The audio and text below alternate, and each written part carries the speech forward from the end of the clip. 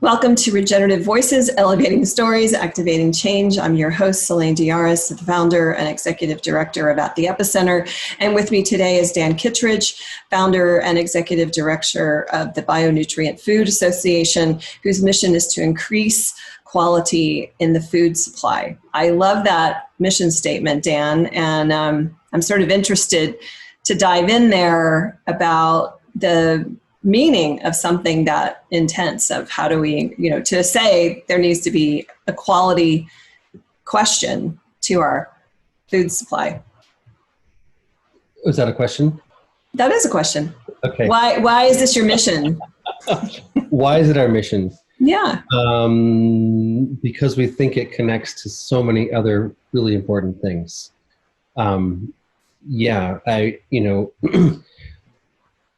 People may have heard the term nutrient density, which is something we've been helping to popularize over the past decade or so. And it effectively refers to the fact that, when one tomato from the grocery store tastes different than the tomato from your garden, that taste difference correlates pretty directly with the nutritional difference.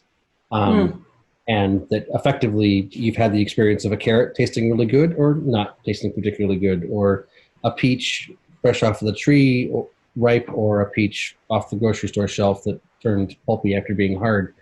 In our USDA averages, those are considered to be the same, where actually, from a nutritional standpoint, they can have hundreds or thousands or tens of thousands of percent variation in nutrient levels. And so from a very foundational standpoint, I think we have been, in general, through the dominant supply chain, having food available to us, which is actually relatively quite low in nutritive value. And that comes from agricultural practices that are fairly destructive. It ends up having toxins in the water supply, dead zones in the ocean, cancer in the school children, all kinds of negative systemic effects, not to mention the carbon in the atmosphere and all that. So what we understand is that when plants are growing more in harmony with nature, they actually are healthier. They have a stronger immune system, which means they have higher levels of these secondary metabolites, these things we call flavor and aroma. Those compounds that make something taste good are the things that signify its health, that correlate with the health of the environment it was grown in.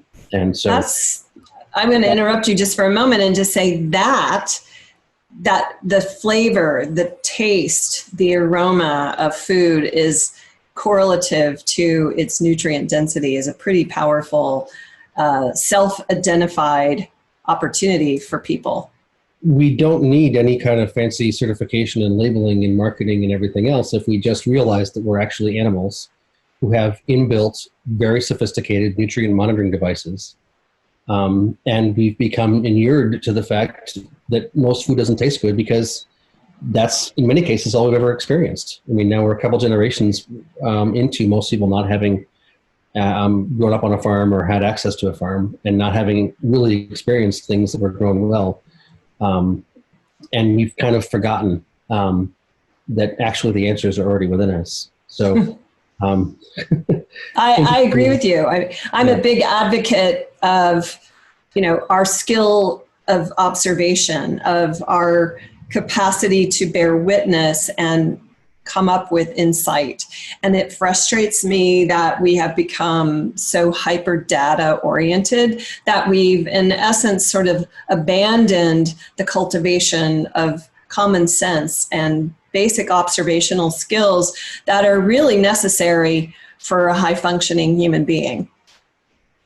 You can, someone may be able to convince you in your mind about something that, they must know better. That it's such a good argument. They must have the answer. But in your gut whether you feel expansive and warm and open or closed and hurt and pushed. I mean, we actually are wired on multiple levels to discern what's right and what's wrong, what's good and what's bad. And Anyway. No, I mean, we can go there just a little bit. I mean, I opened the door, didn't I? But I think it's not it is an important aspect. I'm reading a book right now called Regenerative Leadership. And it starts with an overview of what is the journey of how humans became so separated from nature, and how that evolution of thought has really robbed us of our inherent, as you say, our wiring, what we're really innately capable of perceiving and knowing. Mm-hmm. And we've been taught to distrust that. And that's the colonized, industrialized, patriarchal, reductionist mindset, which we are all victims of. You know, it's not like the white men are not lost in that mentality, or the white women. We're all lost in that mentality, and we're all operating from, you know, not having been brought up with the indigenous knowing of these deeper things. Or, you know, in the East, I guess their science laid it out pretty elegantly too. So yeah, I think these are some of the deeper systemic issues at play. And I really think that we're all in it together. I agree. The sooner we realize that and start working systemically, the more rapidly we can turn things around. Agreed. And it's interesting how important a role food plays in our health. I think many of us have heard food is your best medicine. And if you haven't heard that, note, food is your best medicine. However, as Dan will share a little bit more with us, is the food that you're eating, it really does matter what food it is, whether or not you're deriving true nutritional value from that food. So share a little bit about what you've been learning over the last decade of focusing on this topic. I'll give you a simple aphorism first, or a simple metaphor, and then we can go into all the fancy numbers. Mm-hmm. You know, I like to say, is it junk or is it food? You know, I mean, a lot of the stuff that you get in the store should not properly be called food. If we're going to say, let food be thy medicine, food is the best medicine, then you need to discriminate between, you know, this carrot and that carrot, or this bag of potato chips is properly not food. So let's just start calling it junk, right? I mean, there's not junk and food. They don't go together. There's either junk or there's food. And so just from a semantic standpoint, if we can start using the language that identifies these things as that's junk, that's not food, then we'll be able to actually have this conversation more deeply. But anyway, that's just a little rant I like to go on. I don't think that's a question you're actually looking for me to answer. Well, I don't think it is an insignificant part of, you know, our powdered covered donuts junk or food. Yeah. They're definitely junk. They're definitely junk. But course. Some of the organic carrots are also junk. Yeah, and I think that's something that is a little troubling, because how do I know when I go to, I mean, I'm fortunate. I live in a place where I'm a member of a CSA, and I go and get whatever vegetables are currently in harvest in my food share. But that's only, you know, something I have access to a certain portion of the year. Then I'm relegated, just like everybody else, to go to the store and, you know, hope I'm getting decent, nutrient-dense food. You get it the best you can, but it's, in most cases, it's pretty bad, is the short answer. So what have we learned? You know, what are we working on? Is that what your question was a minute ago? Well, I mean, my question is, I mean, you're working on this. You have some initiatives underway that we can talk about, but also, I guess I'm curious, in your mind, you know, what is the bridge from where we are currently to where we could be in terms of truly nutrient-dense food? How long of a distance do we have to cover to get there? Read the future and tell me what it looks like. My crystal ball. I mean, from a practical standpoint, any farmer, any gardener, at the beginning of the growing season, if they were to just change their practices, could get a profound increase in nutrient levels in that season. So the issue is not, you know, is it going to take 5 years for any piece of soil to be managed differently? The issue is, how do we incentivize that soil to be treated differently? How do we change the rationale, the motivation structures of the people managing the soil so that it is treated differently, so that it does sequester carbon, so that it does, all these other things, and it does produce food that is more nutritious. And so, what we as an organization have been doing is, trying to tease out some of these, the basic dynamics and the sort of, and we've come up with a strategy. So I'll just, delineate that here quickly. Our first thought is that money talks, and that, there's all kinds of great ideas out there in the world about wouldn't it be wonderful if this happened. But if you don't have a practical plan to go from here to there, then it's just basically a fantasy, and you should relegate it as such. And so our thought is, while there's lots of good ideas out there in the world, money seems to drive a lot of people's decisions from a foundational standpoint. And so if we can align economic incentive with nutrient density, with reducing chronic illness and improving health and increasing soil carbon and ecological health, if we can align economic incentive, then we may have a viable path forward in the short time frame we have before cataclysm really becomes quite pronounced. Right. And so our thought is we need to give consumers the ability to choose at the point of purchase, whether it's the grocery store or the farmer's market, between the better version or the worst one. So if I use the example of carrots. I say, you got your Cal Organic carrots, you got your Bunny Love carrots, and you got your Bolthouse Farm carrots. Let's say theoretically that one of them is in the 20th percentile of what a carrot could be. One of them's in the 40th percentile. One's in the 80th percentile. That might mean that the one in the 80th percentile is about, on average, 8 times more nutritious than the one in the 20th percentile. That's what we've found when we've looked at the data. Like, the variation is not 50% variation, it's 800% or 8,000% variation depending on the nutrients. So if you could choose the one that was in the 80th percentile versus the one that was in the 20th percentile, would you? Would you choose the one that was more flavorful, that was more nutritious, over the one that was less flavorful and nutritious? And our thought is that maybe not everybody would, but a lot of people would. And so how do you do that? How do you actually test what's in food? And the answer to that question is through a science called spectroscopy. And to explain that, I like to use the example of, stars. Alpha Centauri is a star that's a few light years away from us. And any astrophysicist will tell you, we know exactly what Alpha Centauri is made up of. It's 51% hydrogen, it's 48% helium, it's 1% other gases. We know that. And you're like, well, Voyager was the, starship that's gone the farthest away from Earth, and it's only made it to the edge of the solar system, which is 12 light hours away. So how the hell did you figure out what something 5 light years away is made up of?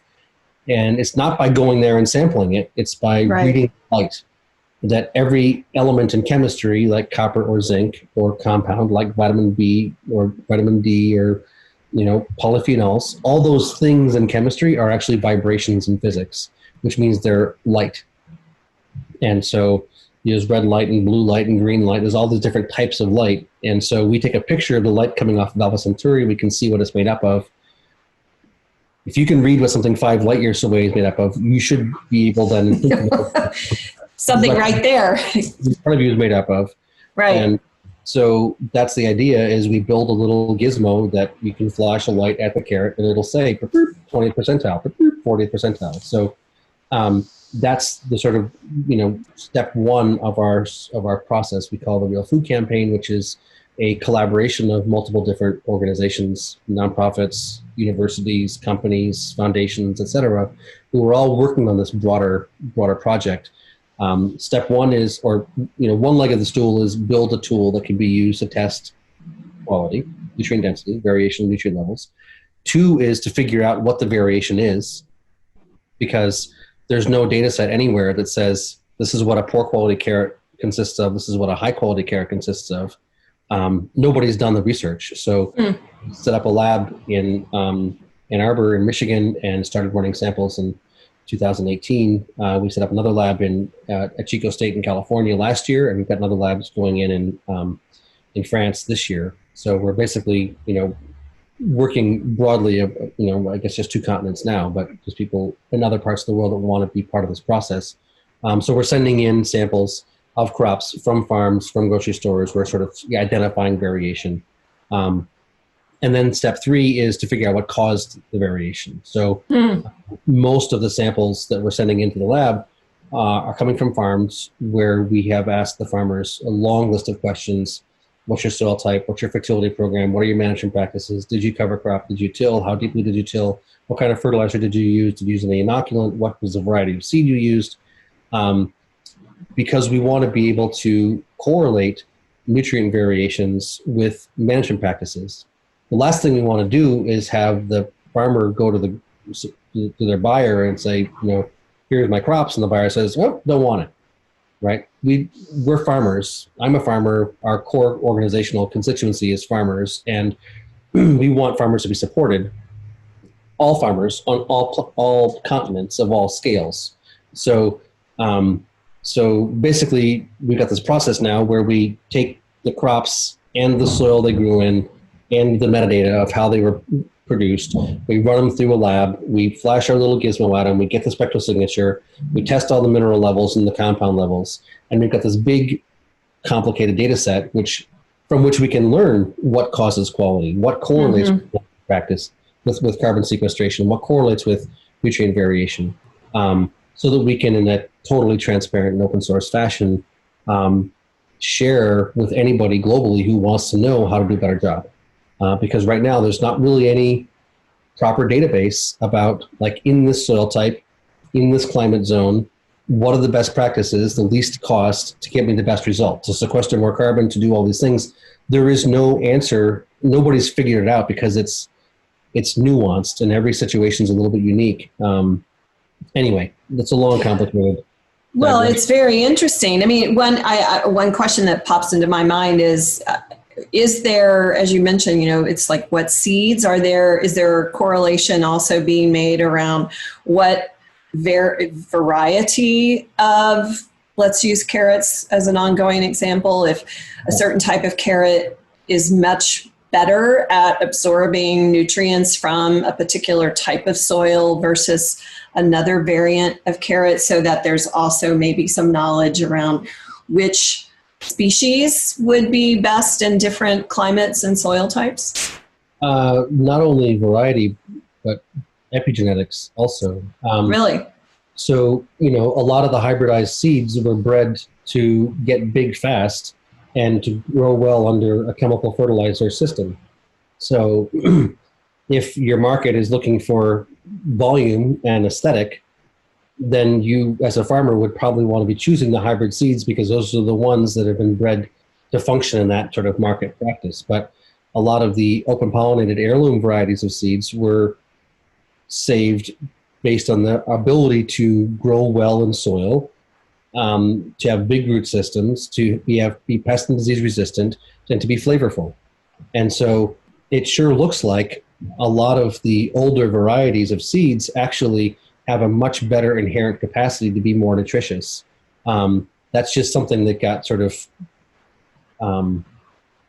lost in the industrialization process. Right. The other part of it is the health of the mother. So the health, as with a cow or a chicken or a human, the health of the mother has a lot to do with the health of the baby and, of course, health of the father. It's exactly that way with plants. So the health of your mother plant will have a direct effect on the vigor and vitality and capacity of the seed.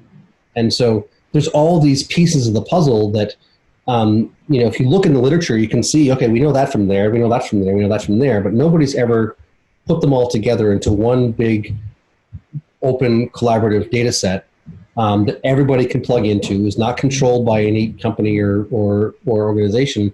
And that's our thought, as we crowdsource this deeper knowledge, use the language of science, but use the model of nature, of symbiosis, to begin figuring these things out. Your initial question is, what's our time frame? So I would say, we've got our first generation little gizmo. I've got one here. We call it the bionutrient meter, and it's it works. It's a spectrometer. It's got it's Bluetooth to your smartphone. And it's got a little, the light flashes there, and it's between 62 and 70% predictive, I think, is where we're at right now. So That's not great, but it's something, on a low, medium, high. So flash a light that says this is high on the top third of the percentiles, 65% odds that's correct.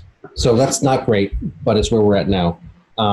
We are in the process of redesigning the spectrometer. This is not designed also for mass production and sort of slick consumer use. It's more of a I don't know, like an Apple One, not an Apple II. The Apple One was not really supposed to be going out to consumers, but the Apple II was. It's not an iPhone for sure. So, yeah, I would say 18 to 24 months, we will likely have a next generation spectrometer in the market that is well calibrated, that will be able to apply direct economic leverage in the supply chain by causing the bunny loves to stay on the shelf and having the Calorganics or whatever's leave the shelf. That's maybe rather than leave the shelf, improve their farming practices. No. That's the option. If the word gets out, like I use the example of Stonyfield and Organic Valley. If somebody was to test, say 50 people around the country were to test, were to buy a jug of Organic Valley and a jug of Stonyfield, and 48 of them were to get the same answer, that will say Stonyfield is better, that would get out there in social media. And my guess is that Stonyfield would start leaving the shelves and Organic Valley would stay there. So that's how the economic incentive works, is when the consumers have, a new data point, which is like this company's stuff generally is better, then there's going to be a race to the top. That's our hope. Right. So Organic Valley versus Stonyfield, that information doesn't actually exist right now. So we won't create misinformation.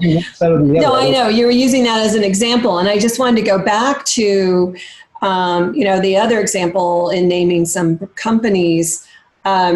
I would hope too that part of the work is to onboard large growers, because I'm very interested in this in the work of my organization, is getting companies to lean into their responsibility and opportunity to become better stewards and to become part of a solutional network of farming around the planet, where we're putting a lot more focus on creating healthy soils, which means a lot less disturbance, more diversity of plants planted together. I mean, it makes sense.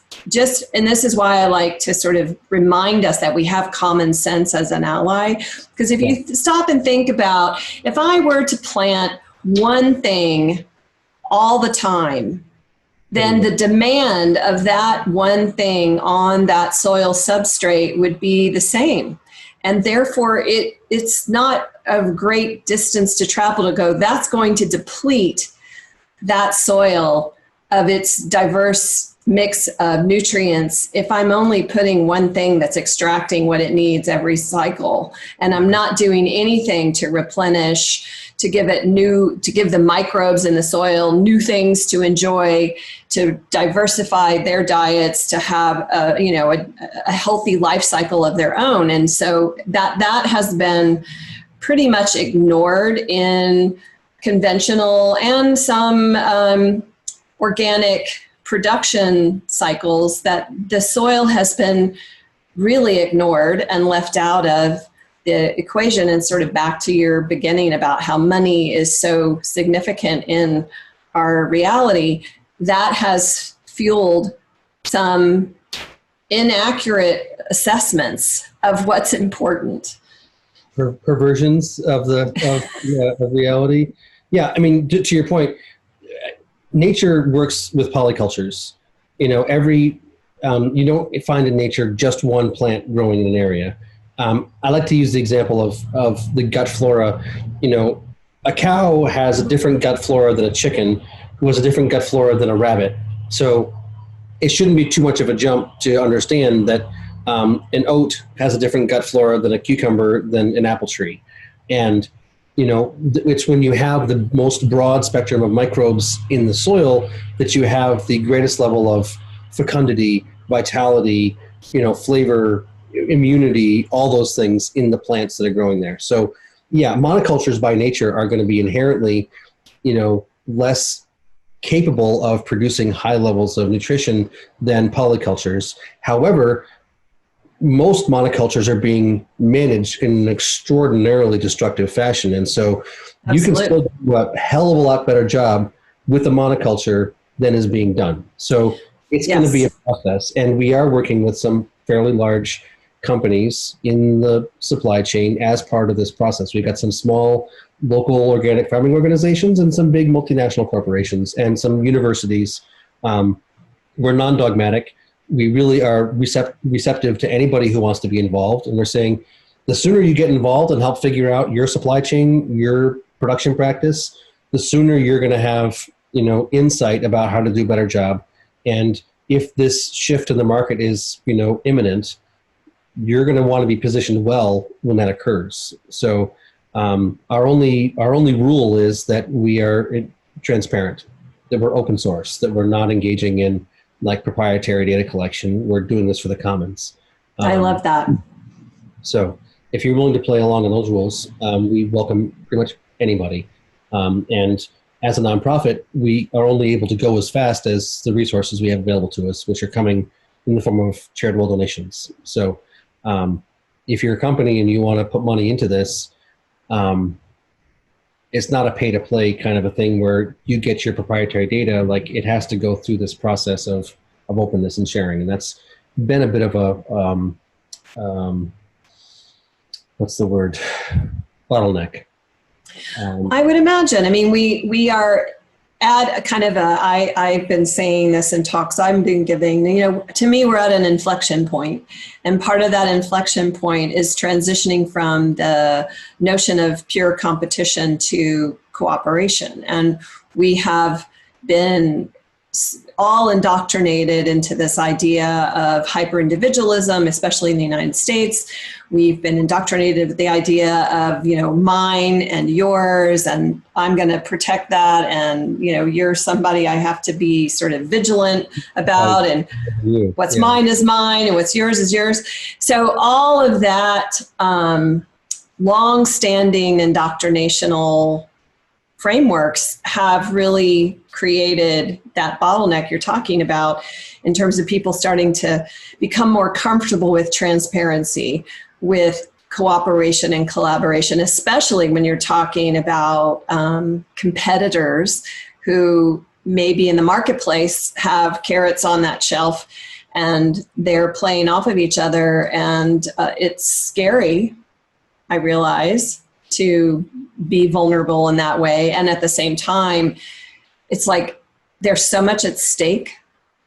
There's the health of the people, there's the health of our land and our water and our air and our planet itself that is deeply interwoven with this conversation that we're having about how we treat the land and the water and our relationship to it from a stewarding, nurturing, cultivating its highest evolution, so that we are then nourished by that. So it is a deeply reciprocal relationship that in many ways we've lost that thread.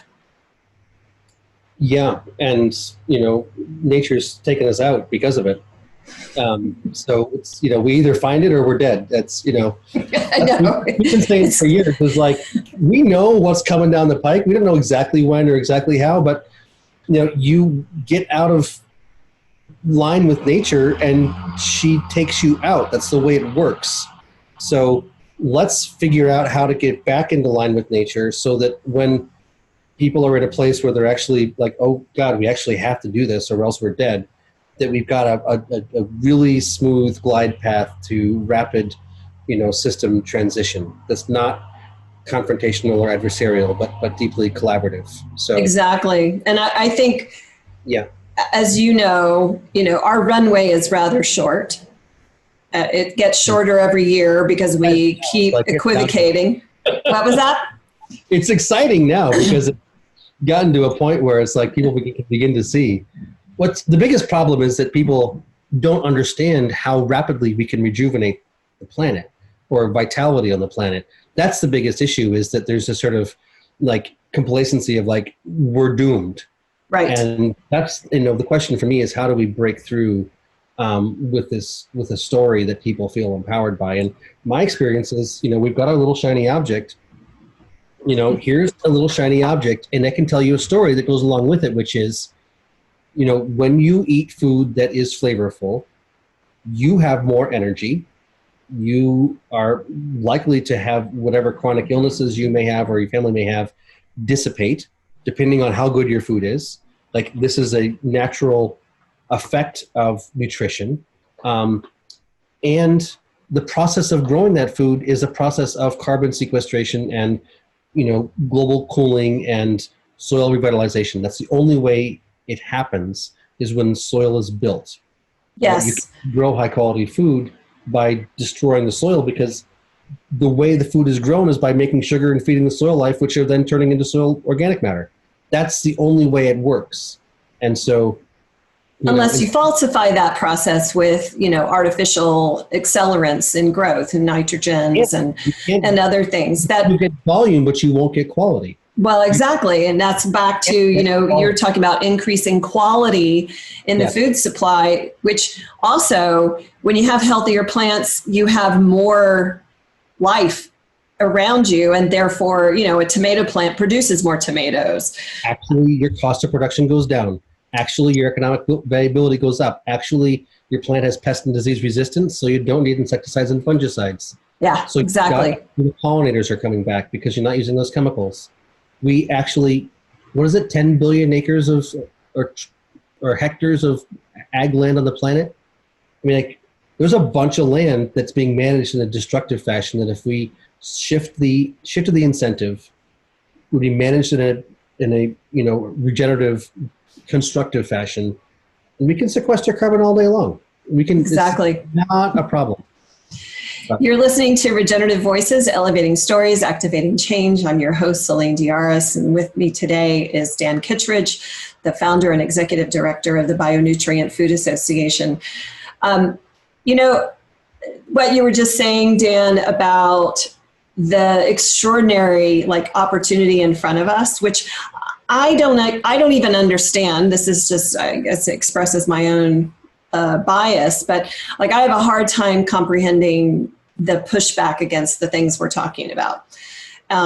It's challenging for me to understand, given the global conditions that are affecting everyone in every climate. I was just on a call with a friend in New Zealand, and they were talking about how the patterns of weather have dramatically changed in that place between the two islands, and that it's essentially I'm in Colorado, and we are seeing extraordinary changes in precipitation in an already semi-arid environment, and moving towards even drier. I mean, we are setting ourselves up for being part of the desertification pattern on our planet. Mm-hmm. So it's global, it's everywhere. Food is grown in every climate on the planet. So, with a few exceptions, but by and large, there's a lot of interaction between us and the natural lands around us. What, in your experience, do you think is the current obstacle that still prevents a broader yes to this type of agriculture? Yeah, I mean, you started out that question with, the statement that there's a lot of pushback, and, I wouldn't say there's so much pushback really, except perhaps with some of the people who are deeply scientifically, programmed, and say, well, until you show me the citation in the literature, I can't support your idea. So, part of the problem, as I understand it, is that the way that agricultural science has been done we're going to study this one thing. We're going to study the levels of copper in soil and how it connects to whatever. And you can study this one thing, and you can study that one thing, and you can study that one thing, but life is millions of things, and you can never study them all and control them all separately. You have to look at them in relationship to each other. So from my perspective, when we do get the science done, which I don't think we're too far away from having it, that shows how all these things are directly interrelated, that will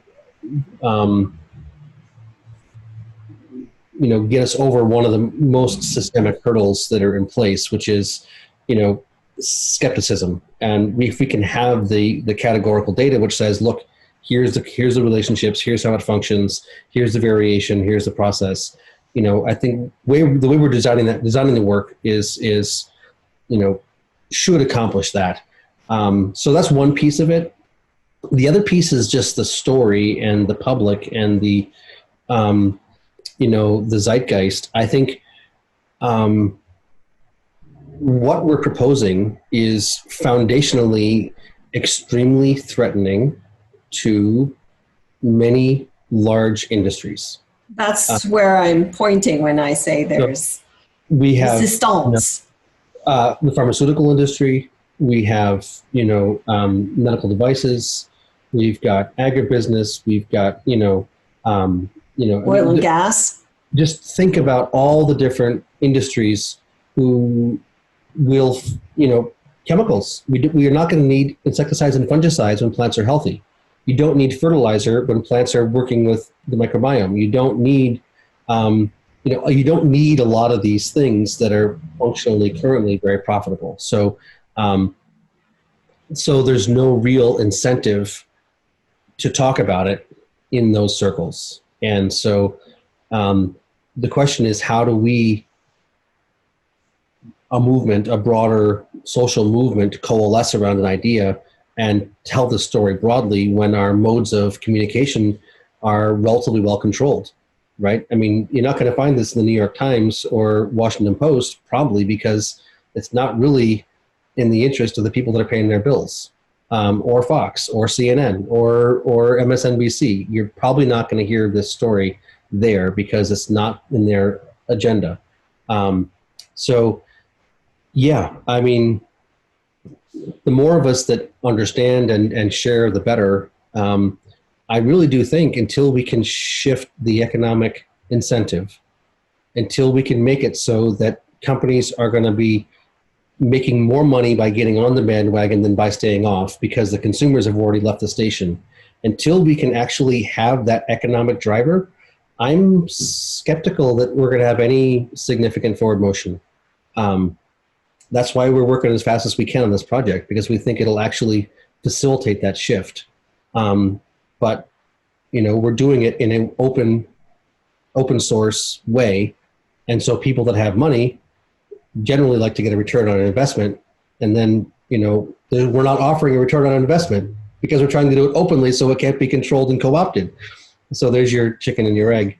Well, and I think we're making progress. So well, I'm glad that you're making progress, and I think that when you talk about a new narrative and how do we create that incentivized opportunity both for the farmer and for the public, for the citizen to go, you know what, I see and understand this thing about quality that matters to me, and I want that for my family. So what's interesting to me in the broader conversation in agriculture right now around, does this sequester more carbon or not? And that has become this kind of, for me, a disappointing subversion of what we really should be talking about, which is long-term well-being across all these multiples of considerations, which includes us, which includes the land and the biodiversity on our planet.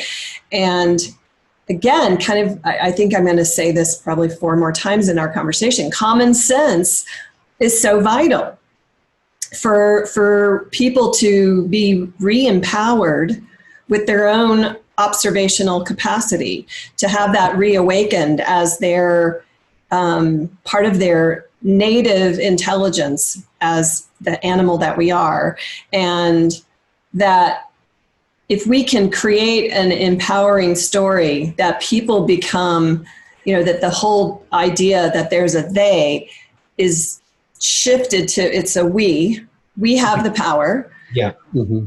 We really are the choosers. The economy is us. Therefore, if we decide these things matter and we start to direct our hard-earned dollars toward that which has been proven to be better for us, then, as you say, I mean, it's like the citizen has left the station and is going down the path that says, this is important. This is not something we are going to compromise on any longer, because look at the state of us. We're overweight, we're sick. This is not for the greater good. It happens to be for the greater good, but it's in my self-interest. My skin, my libido, my energy, like just basic things, like your brain, my thoughts, my ability to think clearly, my energy during the day, like is improved when you're healthier, and you're healthier when you eat better food, and what you have available to you in the supply chain is junk. And so that's why you're not, this is visceral self-interest. Exactly. And it sequesters carbon and can heal the environment. Okay, great. That's nice. I like to call that enlightened self-interest. I use that term myself often. Yes. So it's like playing on our selfishness as individuals. We're all, just look at how toilet paper left the stores around the country. People are like, I don't care if you have yours, I'm going to be sure I have mine.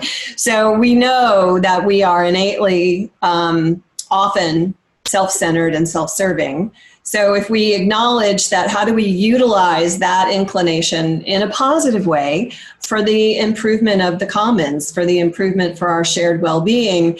And it's very interesting to me, and I'm curious what you are doing, if this is part of the work you all are doing, if you have other organizations that you know of that are really working on the correlation between chemicals in the food system and water supply and air, lack of nutrient density in food, and inflammatory disease and obesity and lowering IQs and reduced numbers and, fertility are, all of these ultimately are interconnected because it's all of one big fabric, the complex big fabric of life on this planet.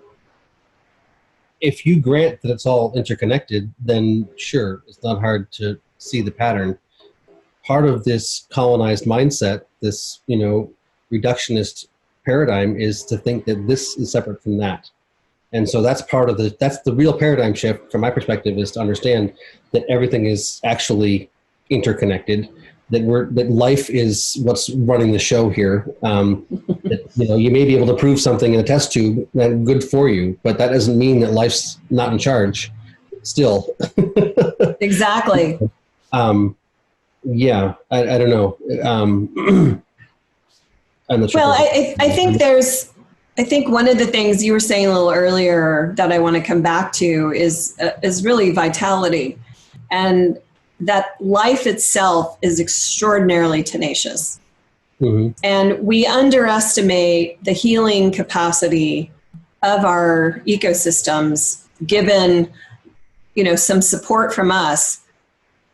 The ability of life to start to recover is extraordinary. I think we could talk about the pandemic and how people witnessed life around them resurging just because we weren't out there trampling trampling everything down and running our noxious cars, and all the things that we normally do was tamped down so much.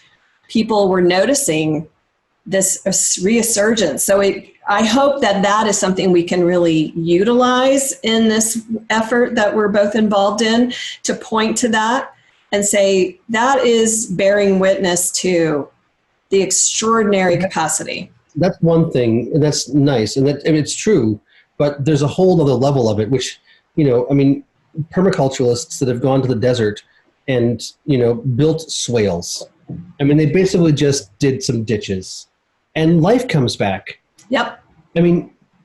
there's massive amounts of this planet that are brown, that nobody's doing any farming on, that are basically like written off, billions and billions of acres of land where nothing grows.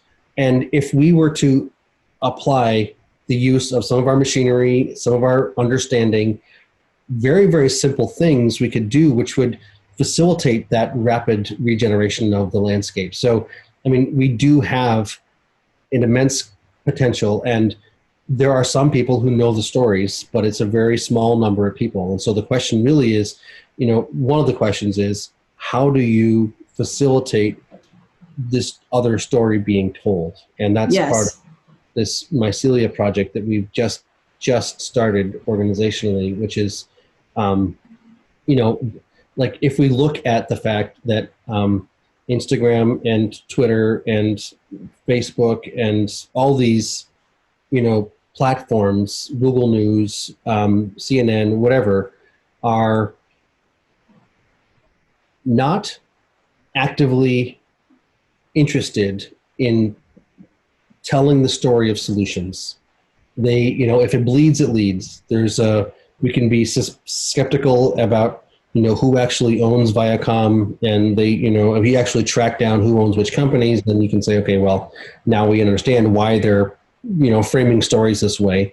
But from a foundational standpoint, I would suggest that most people are very receptive to the good news, but they don't know where to find it, and they don't have access to it. And so, I think it's incumbent on us as a movement who understands these things, all the different people and organizations that you and I both know, we do not have a common platform for showing ourselves, for showing what we understand, for helping people find local things they can do, helping people plug into their community. We've been saying increasing quality in the food supply as our organizational mission, thinking that was just literally food you eat. But in actual fact, we take in many other things that affect us. Our ideas, our emotions, the people around us affect us, our thoughts, the things we read, the things we watch, affect our way of thinking, our way of engaging the world around us. And until we can change our emotional, intellectual food supply, until we can change our spiritual food supply, we're going to have a hard time, paddling upstream. So that a part of that thing with the spectrometer is like, okay, here's a way to discern and to make choices. This is another project we're working on in collaboration with others called Mycelia, and it's this idea that we can have all the functions of electronic communications, but not in a colonized, extractive, data mining way, right? We can have cryptographic security, we can have transparency and sharing and openness and collaboration and honor and symbiosis and empowerment through our electronic structures if we just build them with that principle in mind. So, yeah, it's an amazing opportunity because so much is apparently so existentially fearful, right? Like, oh my God, everything's falling apart. What's going to go on? Like, got nothing to lose. Yeah, right? Yeah. What we think is the best thing to do, and we'll see what happens. And I think we'll have a lot more fun because human beings need, it is. It's actually rewarding. It's rewarding to feel connection. Selfish. It's actually selfish to do the right thing because you feel better afterwards. Right? When you we'll need a new t-shirt. Do the right thing. Be selfish. Selfish is selfless. Capital S. What's in my best interest is in your best interest. It's not true that it's good for me to have more than you. Right? It's not actually true. It's in the golden rule. There's that also. Love thy neighbor as you love yourself. And it's that means I have to love myself foundationally before I can really know what it is to love you. But myself is not just this human, body. If all things are connected, myself is all of creation. Exactly. It's all one. And obviously we used to know this. Humans were intimately interconnected to the planet, and there was that knowledge, and that is our origination. So it's in us still. It's a spark that we just have to activate and give some nourishment to, so that it can really begin to prosper amongst us, because it is what will ultimately be the antidote to how lost we've become as a species. Yeah. I always am fascinated by, we're one species out of billions. Mm-hmm. And yet we live as though it's all about us and for us. And we're rapidly being shown that that's not true, right? It's a flawed assumption. For those who have eyes to see, yes. Well, I mean, if not, more suffering will be piled upon you until you have sufficient humility to see. Yeah, I mean, I think it's quite evident to many people that things are not going well. And, what we really need to be focusing on is what the solutions are, and Absolutely. what are we opposed to, or what's wrong, but what do we want to see, and what can we put our energy into? Because 100%. That's our power. If you're complacent and depressed and angry, you're part of the problem. Agreed. You're buying food that was grown in, a destructive manner. You're part of the problem. Exactly. Doesn't matter plant-based or anything else, right? If it was grown poorly and you're putting money into it, you're part of the problem. So use your power to create the reality you want to see. That's what we all have. Indeed. Well, and I'm excited about mycelia.earth and the community that we're all talking about building out, because it becomes a place for people to go and to have that realignment and that connection with others who are talking about the way forward. And as you say, being for as opposed to against is a much healthier way to be. To be for, to have better. It does. And let's go back to self-interest. Straight up selfish. Yep. It's totally selfish to do the right thing. It is. Deal with it. Deal with it. I think that's where we'll end, because that's just so cool. My pleasure, Celine. My pleasure as well. You've been listening to Regenerative Voices, Elevating Stories, Activating Change. I'm your host, Celine Diaris, and with me today has been Dan Kittredge, the founder and executive director of Bionutrient Food Association. Thank you so much. My pleasure. The Regenerative Voices, Elevating Stories, Activating Change podcast series is produced by At the Epicenter, a 501c3 nonprofit organization. The podcast and video recordings are made possible by the generous support of people like you. Make a tax-deductible donation or sign up as a monthly supporter by visiting attheepicenter.com/donate. Support packages start at $1 per month. The podcast series is also sponsored by several corporate and organization sponsors. To become a podcast sponsor, visit attheepicenter.com/contact to let us know of your interest. If you found this podcast episode insightful and meaningful, please pass it on by sharing it with a friend or colleague who will also enjoy it. Thank you for tuning in, for your support, and for activating change.